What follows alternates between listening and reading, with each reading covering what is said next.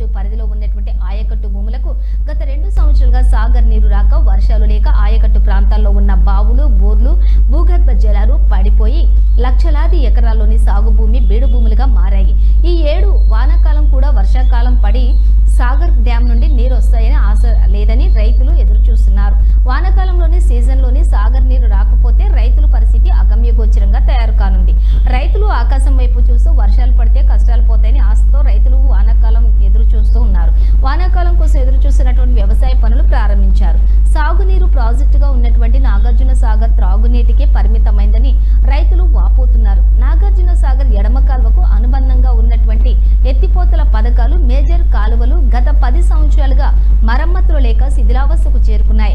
దీని ఫలితంగా చివరి భూములకు నీరు అందక బీడు భూములుగా ఉన్నాయి. పూర్తి స్థాయిలో మరమ్మతులు లేక ఎక్కడ వేసిన గొంగళి అక్కడే అనే సంపదగా ఉన్నట్లుగా ఉంది.